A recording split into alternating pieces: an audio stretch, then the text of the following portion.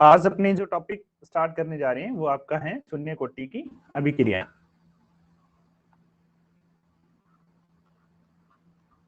शून्य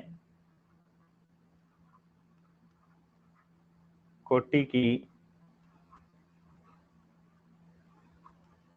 अभिक्रिया,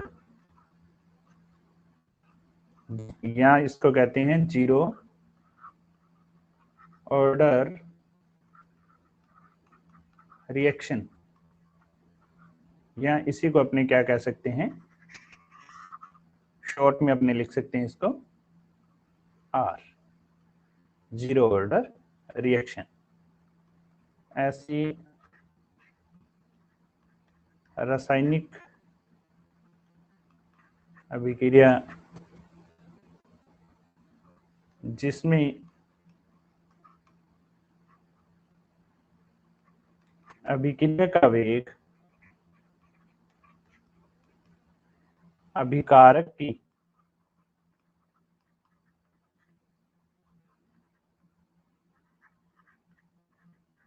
शून्य घातांक या घात के समानुपाती हो।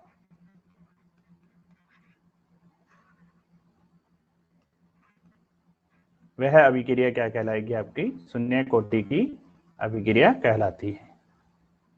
देखिए, जैसे कोई अभिक्रिया है A is equal to product, तो यहां पे अपने मान लें कि अभिक्रिया का वेग जो है वह किसके समानुपाती होगा? A की शून्य घातांक के समानुपाती होगा। या अभिक्रिया का वेग मैं ले लूं यहाँ पे, यदि D A upon d T, ये किसके बराबर हो जाएगा? यहाँ पे के जीरो के बराबर हो जाएगा। तो ऐसी स्थिति के अंदर अब आपको जो ध्यान में रखना है वो ये ध्यान रखना है, यहाँ पे ये जो नेगेटिव साइन है वो क्या बता रहा है आपको कि समय के साथ साथ जो अभिकारक है उनकी सांद्रता क्या हो जाएगी? घट जाएगी। ये चीज आपको ध्यान में रखनी। के जीरो जो यहाँ पे आया है वो आपका क्या है? समानुपाती या शून्य कोटि अभिक्रिया का जीरो ऑर्डर रिएक्शन का वेग स्थिरांक है, वेग स्थिरांक है, अर्थात ये क्या है? कांस्टेंट है यहाँ पे।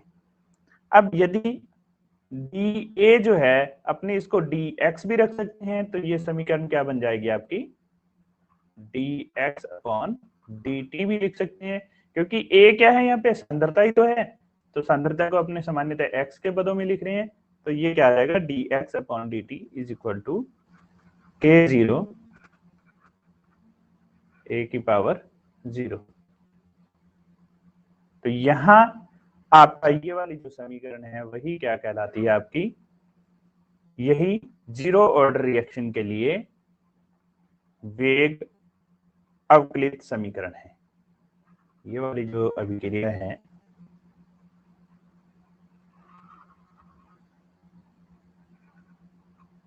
ये जीरो ऑर्डर रिएक्शन के लिए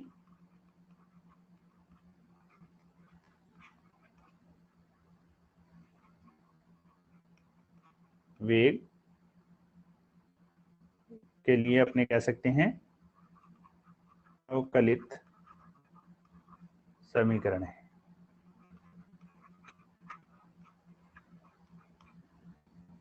ये बात आपको ध्यान में रखनी है। अब यहां से यदि अपने देखें,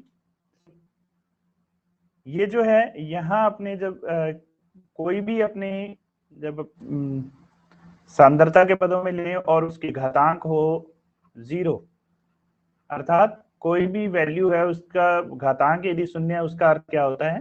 वन होता है। या आप मैथमेटिक्स के अंदर भी पढ़ के आते हैं, किसी भी जो संख्या है उसकी घातांक यदि शून्य है तो वो किसके बराबर होगा? एक के बराबर होगा। तो यहाँ ए की पावर जीरो का मतलब क्या हुआ? वन हुआ। तो यहाँ आप क्या लिख सकते हैं? D x upon d t is equal to k zero, क्योंकि ए जीरो की वैल्यू क्या होगी? एक के बराबर होगी, गुना एक लिखने का कोई मतलब वाली बात रहती नहीं है। तो यहां से अपने क्या लिख सकते हैं? इसी समीकरण को आप लिख सकते हैं dx is equal to k0 dt। इस t का आपने क्या कर लेंगे, पक्षांतरण कर लिया, दूसरी तरफ में ले जाएंगे इसको। तो यहाँ आपने इसका यदि समाकलन कर लें, इंटीग्रेशन कर लें, तो मैं यही कर रहा हूं इसको, तो क्या हो जाएगा dx हो जाएगा, और यहाँ पे भी क्या लग जाएगा, समाकलन का निशान जो अपने लगा देते हैं। तो इसको जब अपने सॉल्व करेंगे तो क्या आ जाएगा, x is equal to k0 t हमें प्राप्त हो जाएगा, k0 t, और प्लस आपको क्या प्राप्त हो जाएगा, यहाँ पे समाकलन स्थिरांक, या आपने कह दें इसको c आ जाएगा, प्लस क्या आ जाएगा c। यह आपने फिजिक्स के अंदर भी समाकलन वाले टॉपिक में पढ़ा हुआ है कि dt का जब समाकलन करते हैं x के सापेक्ष अपने यहाँ पे कर रहे हैं, तो k0 t प्लस c, यहाँ c क्या है आपका समाकलन स्थिरांक है।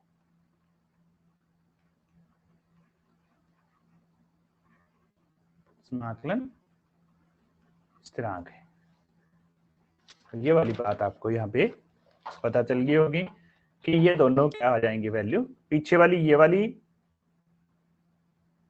जो आपकी समीकरण है, और ये दोनों ही क्या है, इंपॉर्टेंट समीकरण हैं। अब यदि अपनी बात करें, जब अभिक्रिया प्रारंभ हुई है, प्रारंभ जब होगी तब t की वैल्यू क्या है, 0 है, और t की वैल्यू 0 है तो x की वैल्यू भी अपनी क्या ले रहे हैं, 0 है। अर्थात अभी अभिक्रिया प्रारंभ भी हुई है, तब उसके सांद्रता के अंदर परिवर्तन है वो भी क्या हुआ है, 0 के बराबर हुआ है। तो c की वैल्यू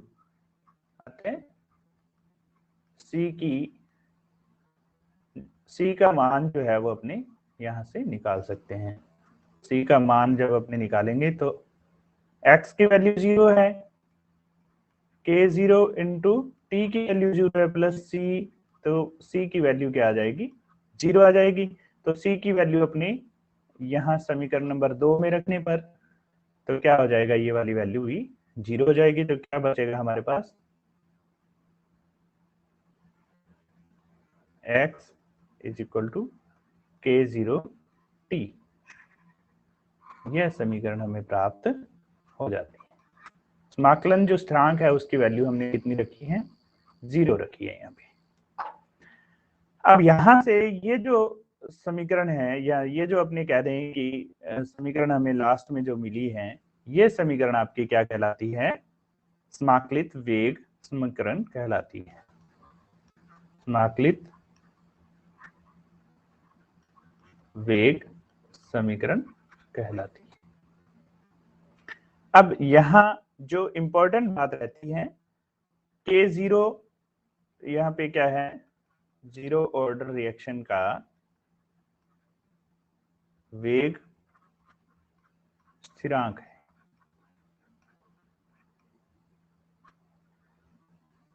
और इसके अंदर जो मुख्य कंपटीशन क्लासेस के अंदर भी जो पूछे जाते क्वेश्चन है वो इसके मात्रक है। मात्रक से क्वेश्चन बहुत ज्यादा पूछे जाते हैं। सीधा मात्रक से आपको पता लगाना होगा। आगे अपने जब न्यूमेरिकल्स करेंगे तब हमें लिखा नहीं होगा कहीं पे भी कि अभिक्रिया कौन सी है, प्रथम कोटि है, द्वितीय कोटि है, तो वहां सीधा आपको मात्रक देख के पता लगाना होगा कि अभिक्रिया की कोटि कौन सी है। तो इसके अंदर जो अभिक्रिया के जो मात्रक हैं, मात्रक के अंदर देखेंगे तो यहाँ यदि अपने k0 का अपने मात्रक निकाल रहे हैं जो कि शून्य कोटि का वेग स्थिरांक है, तो k0 is equal to x upon t है। x यहाँ पे क्या है, सांद्रता बटे समय है, सांद्रता बटे समय है। तो एक तो हम क्या कह सकते हैं इसको, सांद्रता समय इनवर्स, या दूसरे शब्दों के अंदर सांद्रता का जो मात्रक होता है वो क्या होता है आपका, इसकी यूनिट जो रहती है मोल पर लीटर रहती है, मोल लीटर इनवर्स और सेकंड इनवर्स इसका मात्रक हो जाएंगे। तो ये आपको दोनों इकाइयां जो है वो याद होनी चाहिए, सांद्रता समय इनवर्स और दूसरा mole litre inverse second inverse, आपको याद में ध्यान में होना चाहिए। वाली बात थी अपनी इनकी इकाइयों तक। फिर इनकी बात आती है शून्य कोटि की जो अभिक्रिया है उसका आलेखी निरूपण।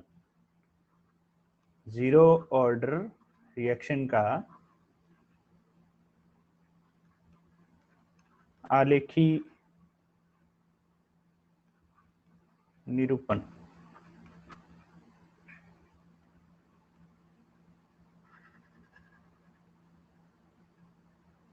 आलेखी निरूपण का मतलब है कि इसको जो है आप ग्राफ के माध्यम से इसको दर्शाना। तो यहाँ शून्य कोटि की जो अभिक्रिया के लिए अपने समीकरण निकाली है वो है आपकी x is equal to K0T, ये वाली अभी अपनी समीकरण निकाली है। अर्थात यहाँ पे जो अभिकारक की सांद्रता है वह किस पे निर्भर कर रही है, डायरेक्टली प्रोपोर्शनल है टू समय।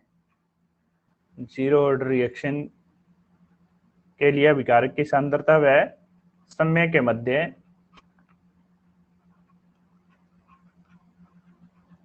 जो ग्राफ है उसको अपने पहले बना लेते हैं, फिर उसके बाद में चर्चा करते हैं।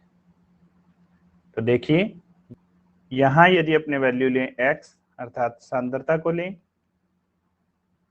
और इस तरफ क्या लें, समय अर्थात t को लें, तो ये क्या हमें एक स्ट्रेट लाइन प्राप्त होगी। अर्थात x की वैल्यू है वह t के साथ साथ क्या होगी, x की वैल्यू बढ़ेगी तो t की वैल्यू भी बढ़ेगी। यहाँ अपने इस प्रकार से ढाल के माध्यम से वेग का मान ज्ञात कर सकते हैं। ये जो ढाल के माध्यम से अपने ज्ञात करेंगे तो वह समय विशेष के अंदर वेग का मान हमें देगा, जिसकी ढाल जो होगी एक सीधी रेखा हमें प्राप्त होगी, जिसकी ढाल जो है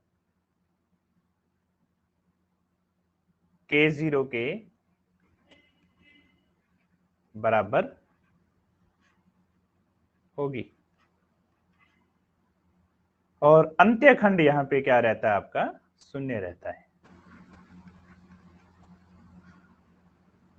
अंत्य खंड शून्य होते हैं। फिर बात आती है आपकी इसी के अंदर अंतिम जो बात रहती है आपकी वह रहती है हाफ लाइफ टाइम या अर्ध आयु काल।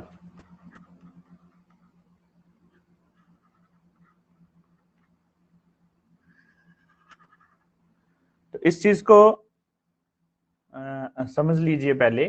कोई भी अपने अभिकारक की जो सांद्रता है या यह कह दें अपनी कि वह समय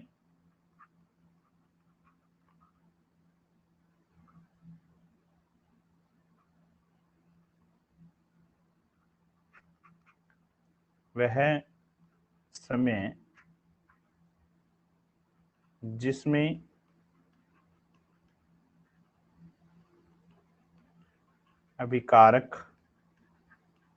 अभिकारकों की या अभिकारक की मात्रा जो है वो क्या रह जाएगी, आधी रह जाएगी। तो वह समय क्या कहलाएगा, आपका अर्धायु काल कहलाता है। अर्थात 50% या 50% जो अभिकारक है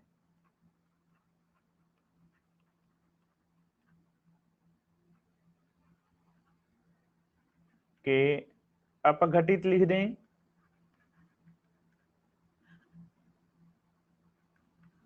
होने में लगा समय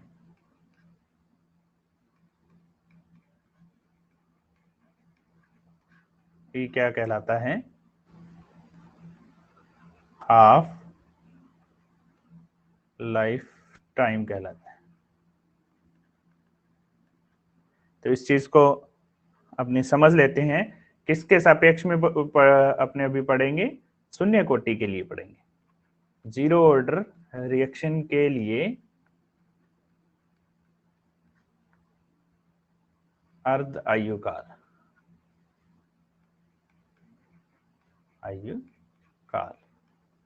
तो देखें यदि अपने टी हाफ के नाम से भी इसको जाना जाता है।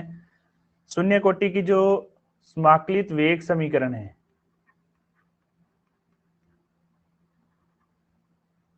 जीरो ऑर्डर रिएक्शन समाकलित वेग समीकरण से। तो क्या थी आपके पास समीकरण थी, K0 is equal to x upon t था। अब अपने जो है टी की वैल्यू जो है वो किसके बराबर ले रहे हैं, टी हाफ अर्थात अर्धायु काल, और x की वैल्यू को किसके बराबर ले रहे हैं, प्रारंभिक सांद्रता। यदि अपने ले लें a तो a बटे 2, a यहाँ पे आपकी क्या है, प्रारंभिक सांद्रता है। तो प्रारंभिक सांद्रता का आधा होगा तो a बटे 2 यहाँ पे ले लेंगे, इस वैल्यू को अपने यहाँ पे रख देंगे। तो क्या हो जाएगा, K0 is equal to a upon 2 और t हाफ हो जाएगा। तो यहाँ पे यदि आप रखेंगे टी हाफ को दूसरी तरफ ले जाएं अपने, तो देखिए क्या बन जाएगा, या अपने कह सकते हैं कि t half is equal to क्या हो जाएगा, ऊपर तो रहेगा आपका a बटे 2K0।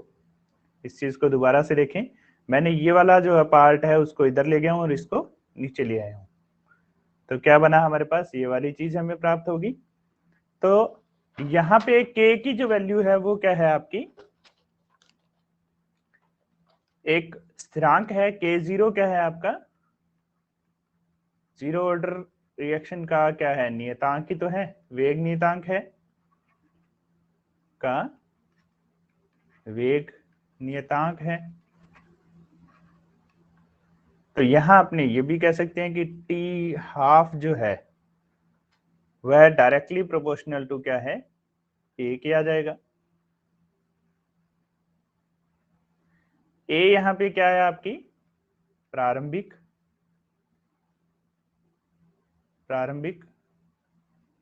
सांद्रता है, प्रारंभिक सांद्रता है।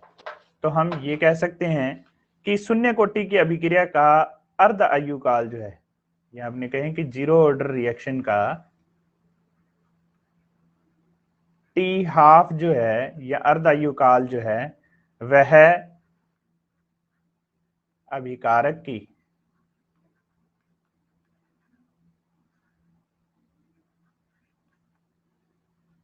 प्रारंभिक सांद्रता पर निर्भर करता है, निर्भर करता है। अब मैंने आज जो आपको कंप्लीट करवाया है वो क्या करवाया है, जीरो ऑर्डर रिएक्शन करवाई। अब लास्ट में अपने कुछ इसके एग्जाम्पल और कर लेते हैं। Examples of zero order reaction, शून्य कोटि अभिक्रिया के उदाहरण है। सामान्यतः जो धातु की सतह पर जो या धातु की उपस्थिति के अंदर जो अभिक्रियाएं संपन्न होती हैं, उन अभिक्रियाओं के लिए जो आपका ज्यादातर रिएक्शन होगी वो कैसी होंगी, आपकी जीरो ऑर्डर रिएक्शन होती हैं। कुछ अन्य एग्जाम्पल हैं जिसके अंदर आपके महत्वपूर्ण रहते हैं, S2 plus Cl2 is equal to 2HCl, ये भी आपकी शून्य कोटि अभिक्रिया है। सेकंड आपको दी हुई है 2NH3 is equal to N2 plus 3H2, जो कि टंगस्टन की उपस्थिति के अंदर अभिक्रिया संपन्न होती है और हाई प्रेशर के अंदर रहता है। अन्य उदाहरण रहते हैं आपके N2 plus O2 is equal to 2NO। Next example रहता है आपका 2PS3 is equal to 2P plus 3S2। ये मोलिब्डेनम और हाई प्रेशर पे अभिक्रिया जो है वो संपन्न होती है। तो आज जो हमने कंप्लीट किए हैं जीरो ऑर्डर रिएक्शन के अंदर सबसे पहले शून्य कोटि अभिक्रिया के बारे में हमने पढ़ा था कि वह अभिक्रिया जिसके अभिकारक की शून्य घातांक के वो क्या होगा, अभिक्रिया का वेग समानुपाती होगा। तो जिससे हमने जीरो ऑर्डर रिएक्शन के लिए अवकलित समीकरण निकाली थी, फिर हमने दूसरी समाकलित समीकरण जो है हमने यहाँ पे निकाली थी। थर्ड इसके मात्रक किए थे हमने, सांद्रता समय इनवर्स और mole litre inverse second inverse. और फिर हमने जो बात की थी आलेखी विधि के माध्यम से इसका एक ग्राफ प्राप्त किया था, जो कि सरल रेखा प्राप्त हमें हो रही थी, जो कि हमें एक क्या प्राप्त हो रहा था, सरल रेखा प्राप्त हुई थी। और लास्ट में हमने जो किया है वह अर्धायुकाल, वह समय जितने में अभिकारक की जो सांद्रता है या जो मात्रा है वो क्या हो जाए, आधी हो जाए।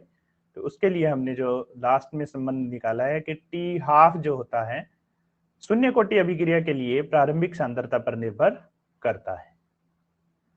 आज के लिए इतना ही। Thank you.